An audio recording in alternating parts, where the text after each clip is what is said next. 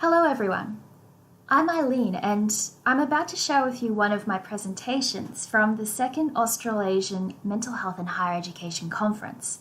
During this presentation, I'm going to speak with you about developing evidence-based curriculum that may provide unique ways of enhancing the well-being of students from visual art disciplines.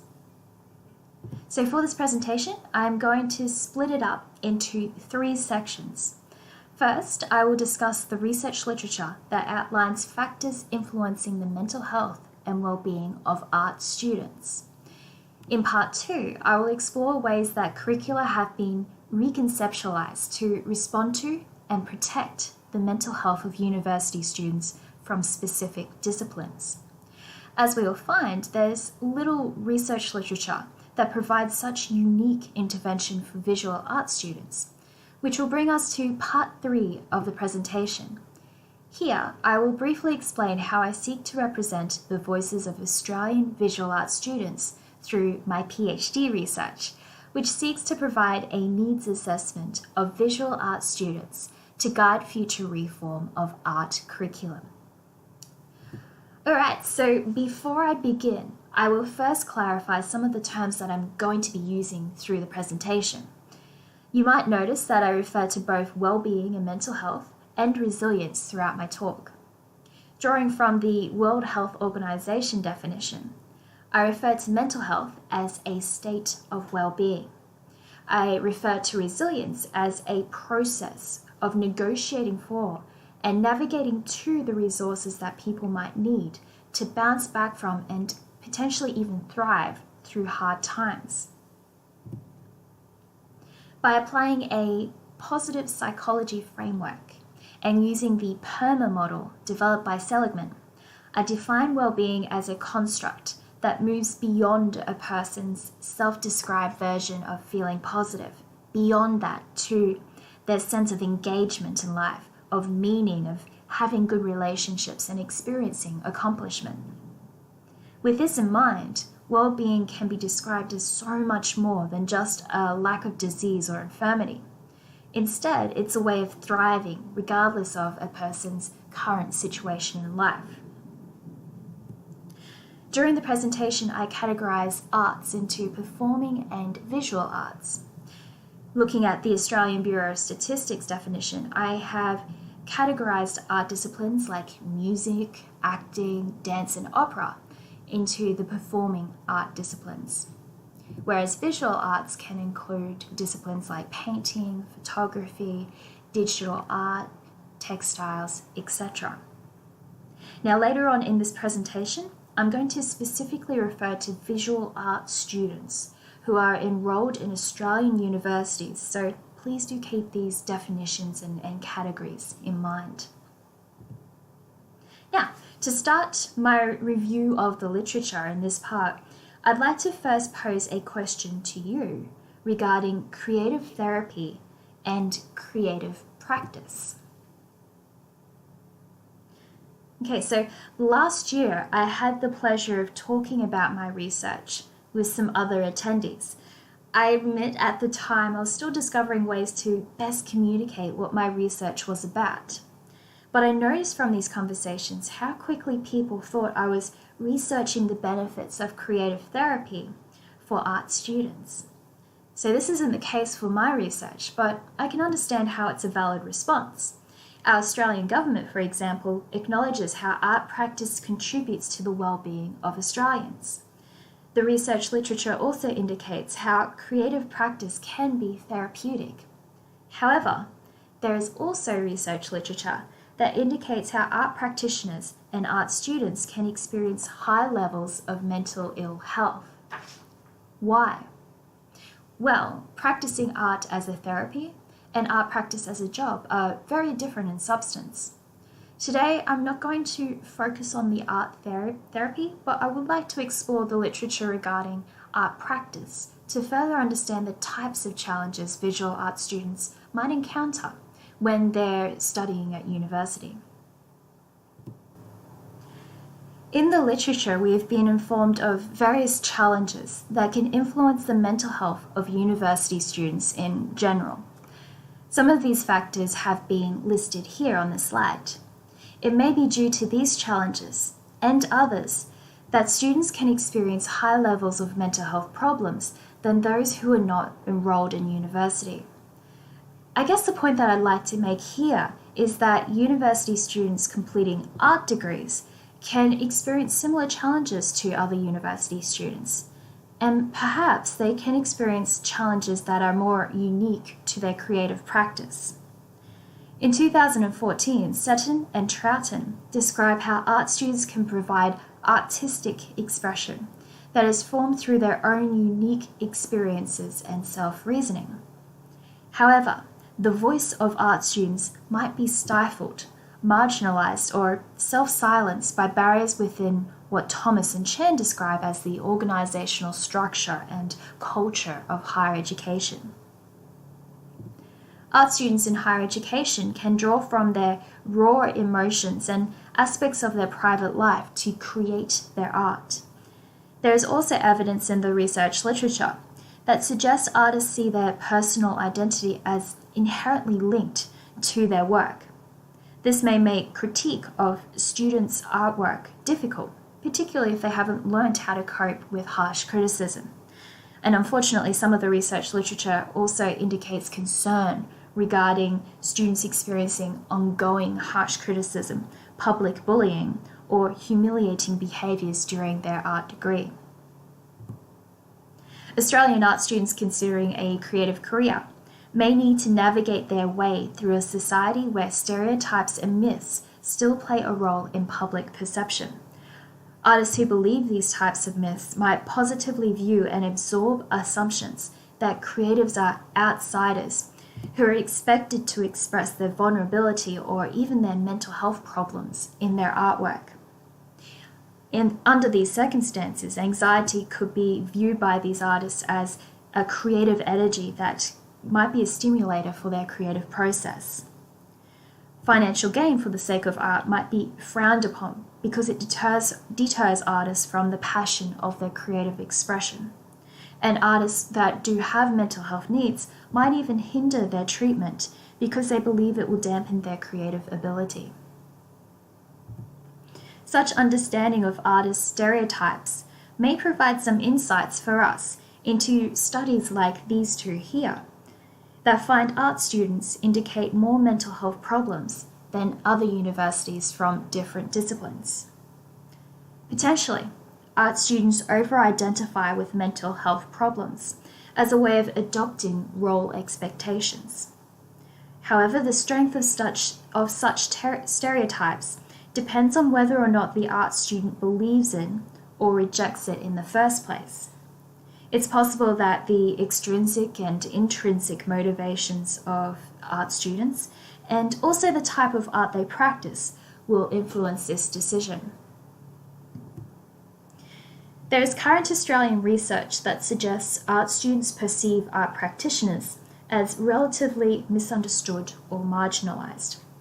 This may raise some questions to us as well regarding whether or not art students themselves accept such outsider creative stereotypes. Let's take a different perspective on the topic. There are some memes, various memes and cartoons that are frequently circulated in social media. Images like these might give us some indication of ways that society can view art students and artists. Now, don't get me wrong, I still get a chuckle out of some of these images, but they were a bittersweet experience for me when I was an undergraduate art student and I had no idea if I was going to get a job once I had graduated and sought to enter into the workforce. This uncertainty that I personally felt helps me to relate to what Clunan describes as anticipatory depression, where even the best achieving art students are uncertain about what will happen once they graduate and seek to enter their prospective careers. As we can see in the research literature, there is a lack of core creative jobs available for art students who are attempting to enter into the creative industries. I do want to stress at this point that this type of challenge is not limited solely to creative students. There are other industries that have an oversupply of workforce capacity too. For example, the oversupply of law graduates in Australia has been a topic of discussion again within media earlier this year. Okay, so when seeking to enter into the workforce, art graduates may encounter challenges regarding clients who do not understand the extrinsic value of their work. This can be a difficult experience for artists in the earlier stages of their career because they often cannot rely on established standards regarding simply what to charge for their unique type of work. This issue may also be influenced by the stereotypes and role expectations I had previously mentioned, or the fact that some artists are motivated to create for intrinsic reasons rather than for money.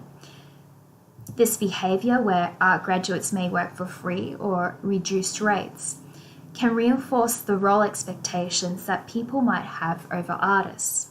Hence, artists may be excluded or separated from typical service outcomes, which I think this satirical comic suggests fairly well. The challenges I've explored in this first section may not necessarily be unique to visual art students. However, these challenges can influence visual art students' mental health and well-being. With this in mind, I would like to argue that there is still room for further specific advancement of evidence-based curriculum to protect and enhance the mental health and well-being of this particular group of students. This brings us to part 2 of the presentation, where I'm going to quickly take a look at curriculum that has been uniquely addressing the mental health needs of law and performing arts students, before exploring any literature discussing similar interventions for other art students. Curriculum can be uniquely designed to help students build awareness of the challenges they can encounter and also how they can navigate the resources that they have to protect or even improve their mental health and achieve greater versions of themselves. Today I would like to briefly share these 3 subjects with you, starting with the lawyering and dispute resolution subject, which was designed from a framework of positive psychology and hope theory for first-year law students. In this subject, law students were provided with an interactive workbook that connects them with the core content of the subject. Some of this content challenged students to see creativity, emotion, and relational thinking as also relevant to how lawyers should think. Assessment for this subject included a reflective practice exercise, where students were required to hear the career story of a lawyer and write a scholarly reflection to make connections with their own development of their future positive professional identity. This subject was run annually before making way for a core compulsory subject of dispute resolution in 2015. So the transition of this subject into core curriculum may have been supported by the positive feedback that was received from students, who indicated increased engagement, motivation, and well-being. So this example comes from the field of law, but what about the arts?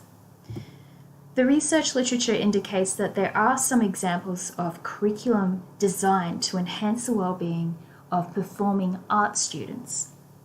The transitional training program, for example, incorporates performance psychology and career counseling to help students transition successfully into their first year of university. Positive outcomes indicated students' increased engagement and satisfaction with their overall course. Outside of the performing art disciplines, however, there are very few examples of intervention. The only example that I have found to date is an interior visualization unit, a subject that's been designed for first-year students. This subject provides students with an outline of 4 different thinking styles within the application of design, drawing, and visualization.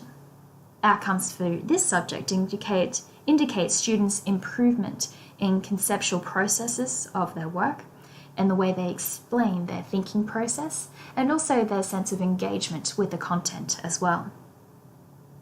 However, to date, I have not found any research literature that discusses the intentional evidence-based curriculum design meeting the needs of higher education students from other art disciplines, like some of the disciplines that I've mentioned here on this slide.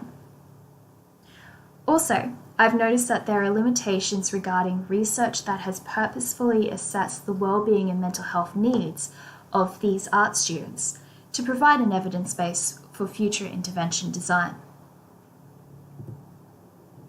I would like to argue that all students from any discipline can benefit from curriculum uniquely designed to meet their mental health needs, whether these students be in engineering, science, or the visual arts. Once an evidence base is achieved for visual arts students, academic educators can be better equipped to design art curriculum specifically meeting the needs of this particular group of students. Which brings me to the purpose of my own research. This project seeks to provide a mental health and well-being needs assessment of visual arts students. I anticipate that with the findings of the project, I'll be able to provide recommendations to address these needs through future curriculum design. To direct the purpose of my research, my objectives are not to diagnose mental health disorders in my participants. That is not the aim here, but instead to describe the current mental health and well-being needs that these students have in educational contexts. Also, I aim to explore sustainable ways to enhance the well-being and mental health of these students. I will do so by collecting data from students using a mixed methods approach consisting of 2 parallel phases, an online survey and semi-structured interviews. My research participants will be visual arts students in diverse stages of completing their Australian university's degree, majoring in these 3 areas that I've got listed on the slide. I have restrained the amount of disciplines I'm covering because I have limited resources. So there are some disciplines like photography, for example, that will not be included in this project. Now, for the remainder of this presentation, I'm going to focus on one way that I'm using the theoretical framework to collect my data. Given art students might feel silenced in their education, and because it's possible that art students adopt role expectations, that they are outsiders who are pushed to the fringe of society, I have taken care to conduct my research in a way that might empower them. To seek a more empowering approach for these participants, I have framed my methodology from the transformative paradigm, which also incorporates positive psychology and resilience theory as a part of this paradigm. This theoretical framework operates from a principle that the strengths of people need to be understood in order to find ways to improve their lives. By identifying positive resources in people, interventions can be developed to teach them how to navigate or negotiate for the resources they need to achieve better versions of themselves. With this theoretical framework, it's not simply about bouncing back from hard times, but about bouncing forward into thriving and flourishing despite them. To better represent the voices of my participants, I seek to build their trust so they feel comfortable with providing their own perspective. The transformative paradigm encourages researchers to do so by inviting their participants to collaborate with or work alongside them. My invitation for students to participate in my research has been written to reflect the transformative paradigm, which brings me to a topic that I have been looking forward to sharing with you. As an initial way of inviting Australian visual arts students to participate in my research, I've arranged for 2 short animation films to be developed by a team of local art graduates and an art student. I work with this team by providing the script, guiding some of the illustrative style, and facilitating other art students' feedback on the work. There are a couple of key elements to this process that I think align nicely with the transformative paradigm. First, these animations are being developed by members of the art community. Second, other visual arts students have been involved in testing the animations and in the films. Their feedback has been requested at different stages of development so that we, the creative team, to the best of our ability, are ensuring that these films are meeting the expectations of my future participants. This creative collaboration between local artists, to me, it's the first practical step in representing the voices of my future participants.